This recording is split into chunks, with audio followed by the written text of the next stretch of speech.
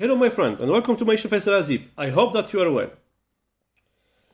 JavaScript has some built-in function that we can basically apply directly on arrays. And these are called method. And you can think of a method as array operation basically. So let's now learn some useful array methods. And there are actually countless array methods in JavaScript. And in fact, we have a whole section dedicated to arrays alone. Don't worry about this. That's how important they are in JavaScript. But in this video, we're gonna learn just some basic ones that you really need to know, and also so that you start to get used to the idea of using methods on arrays. Now, let's start by using our friends array. So I will come on this one.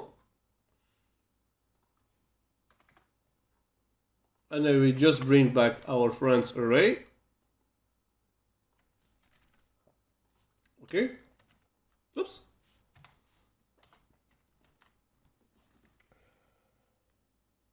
And now I will start with a method called push. So the push method adds element to the end of an array. And so let's say friends dot. Oops, I don't write friends dot. And after this, I will write push method. Okay? And the element that you want to add to the end of the array, so let's say, between parentheses, nothing.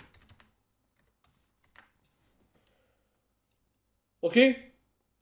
So push is essentially a function, and we can see that by this parentheses.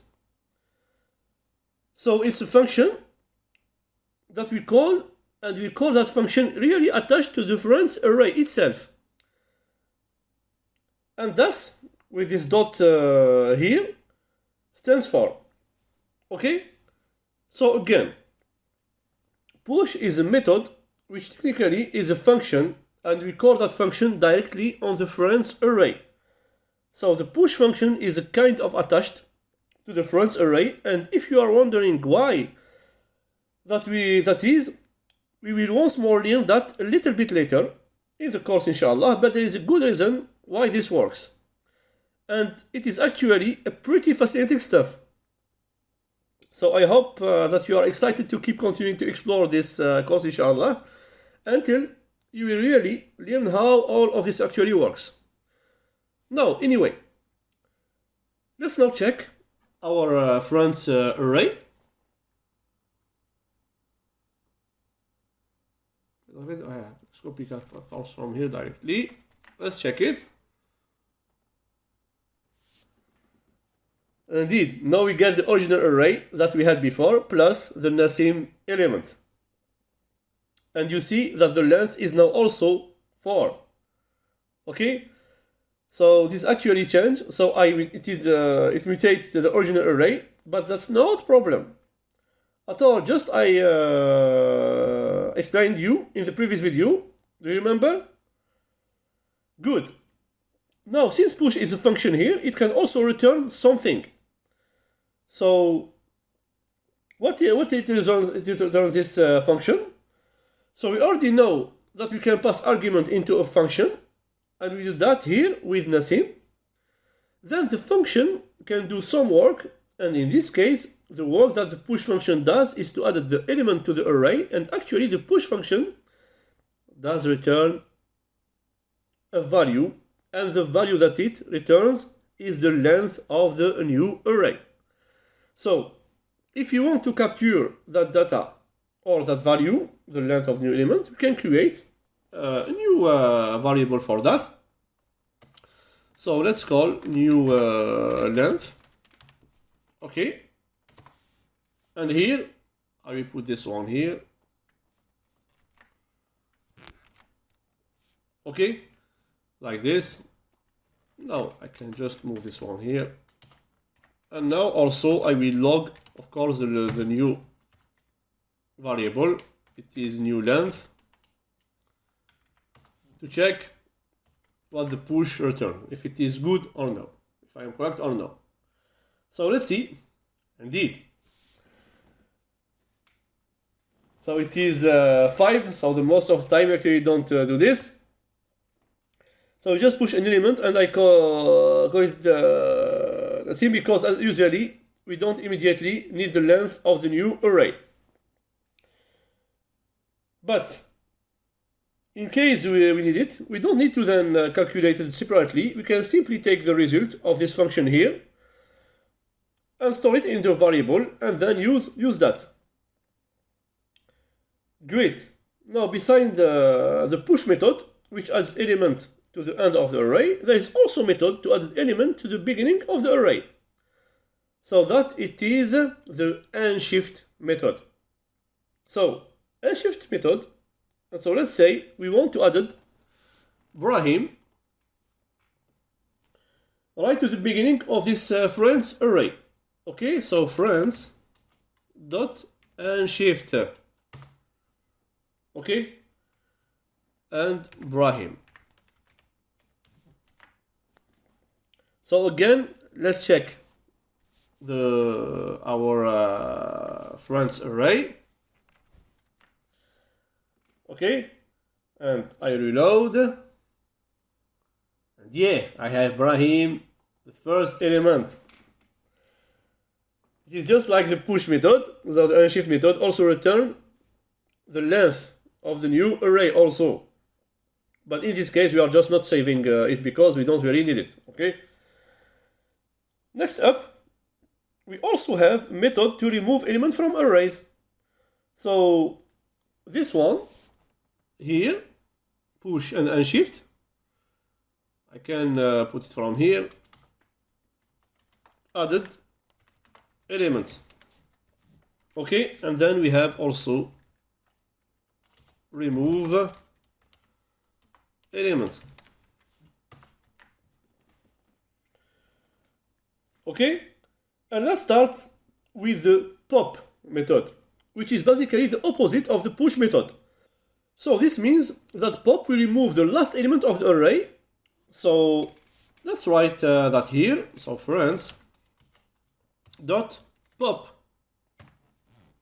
Okay, and this time we don't need to pass any argument, and that's because there is no information needed here really to just take out the last element. So let's try that, and I will log again the friends. Okay, and I will see, and as you can see, yeah, I have the same both, because why I have the same both here? Yeah, because I have push 2 times here. No problem. I do just I forgot this one. Yeah. So as you can see, now I don't have the same. Okay. And if we did twice, for example, so I will just copy this one like this. What do you expect here? What do you expect? So this one is the last element, remember. And now, which of course we can also do with for Yusuf, also gone here. Okay, let's say good, as you can see. So we removed Nassim and Yusuf. Now again, this pop method also returns something, but this one doesn't return the length of the new array, but instead it returns the removed element, and so that can sometimes be useful. So let's call this one.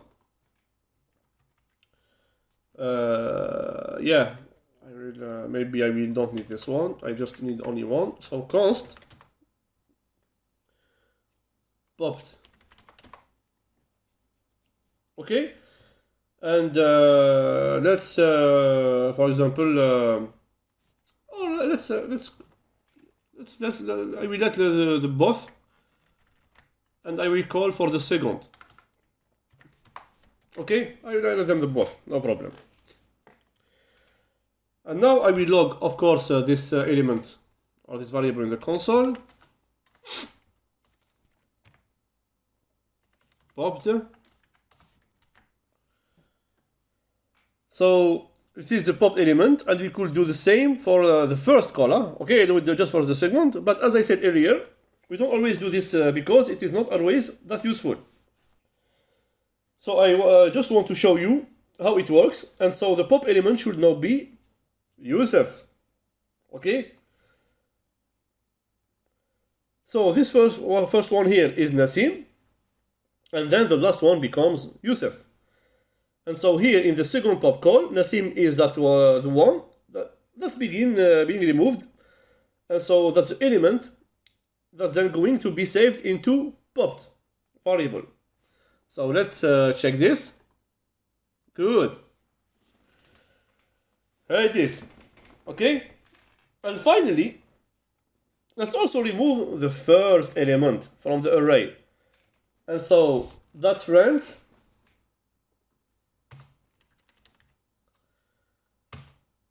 Dot shift here. Shift. Okay. So this one, remove the first element and pop the last one. So let's check again our friends array, and good. And now only we have Abdeslam and Hamza after all this manipulation, right? Once again, we didn't need any argument, and once again this method here will return the element that was removed. So if we need that, we can capture it. Okay, I don't do it here because I have shown you for the pop, this same thing. Let's continue. Now there is a very useful method that tells us in which position a certain element is in the array. So let's work with this smaller array that we have left. And what we want to log to the console now is friends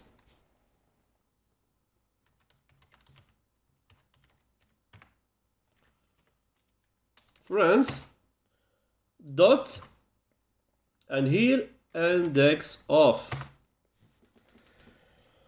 And then we pass the element which we want in the reference. So let's say we want Hamza here.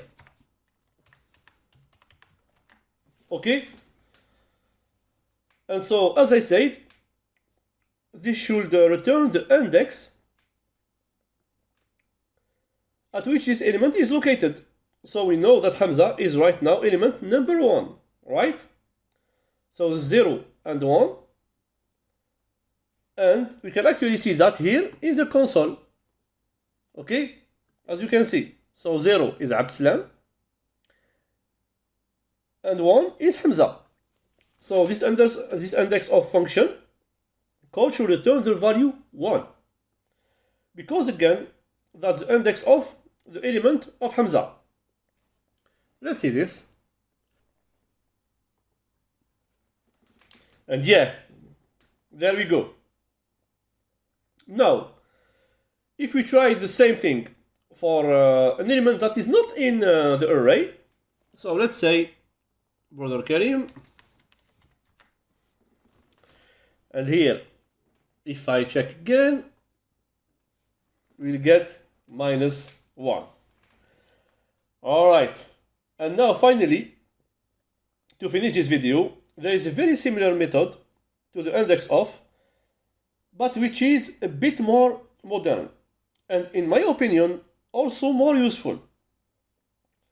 So this one is in ES6 method, and it is called includes.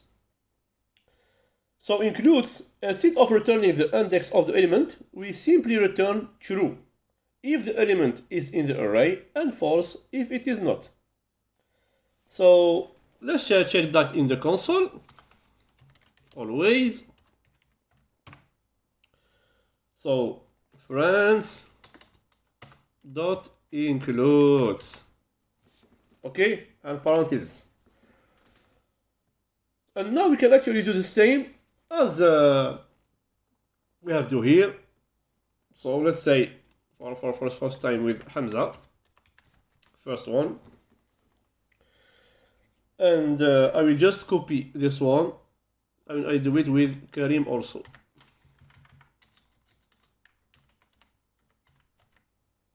Okay, and difference here is again the include method. So let's see what we get now.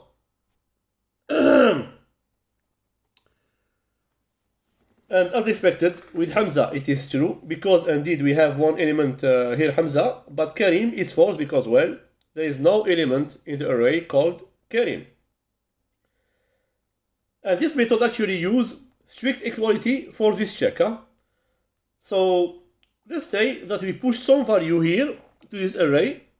So friends dot push 23. For example, okay, but I do it maybe here before. Here, for example, which, remember, we added a value to the end of the array. So if we added 23, and then if we checked for 23 to in the includes method, but here I will use a string. Okay. This one would not work. So if would say maybe not true. So I must get false here, right? Let's check this. Right. And that's because it is testing with strict equality. I repeat, the test of include method is strict equality, which means that it does not do the type coercion. Remember this. And since 23 to string is different from 23 to number, it gives us false. But if I test directly for the number, here it should return true. Okay, indeed, that's the case. So we added it here to the array, and so then of course the array included. That makes sense. And so we can use the include method to write conditionals. So that's one of the very useful application of this method. For example, just to test it out very quickly, let's say if friends dot includes Hamza, if we can if so we can log to the console. You have friend, for example, called Hamza or Nassim. Let's say Nassim. Okay, so console.log, you have a friend called Nassim. Okay, so we already know that this here returns a boolean, and we also already know how the if statement works, and so only if this is true. So if the array does include a string with Nassim, only then this code is executed. Okay, so let's try this. And so right now, of course, nothing happens, but if I ask for Hamza,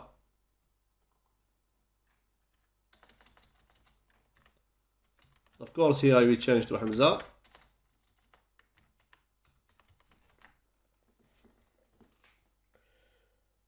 Okay, so let's say now, and you have now you have a friend called Hamza. So that's probably the most use case of the include method. Now, right, and that's all I have to show you for this video. And as I said in the beginning, there are many more useful methods for manipulating arrays. But for now, I just want to show you the most basic ones. And next up, there is yet another coding challenge waiting for you. So let's see. So here is the second coding challenge. So Karim is still building his tip calculator using the same rules as before. So type 15% of this bill if the bill value is between 50 and 300. And if the value is different, the tip is 20%. That is different task. Simply create a calctip function. And now, of course, you use array to create an array bills. And also create an array tips containing the tip value for each bill created from the function you created before. Okay? So here is just data and hint. So I will let you to do this. And if you have any problem, I don't understand how to implement it, but try. Before to ask me, try, please try. It's a very simple example. As I said, you must try. If you don't really understand, rewatch the video about arrays and the function before you do this. Understand them very well before to go here. Okay? It's very, very important. I repeat, rewatch the different video about function and arrays. If you don't remember about the arrays, for example, I don't know. Watch again and try to code this challenge. So I hope to see you inshallah in our next video inshallah to talk about the object data structure. Take care of us, brothers and sisters. Don't forget to subscribe to my channel. It's Azib from Instagrams and Twitters and Telegram. I tell you goodbye. Wassalamu alaikum wa barakatuh.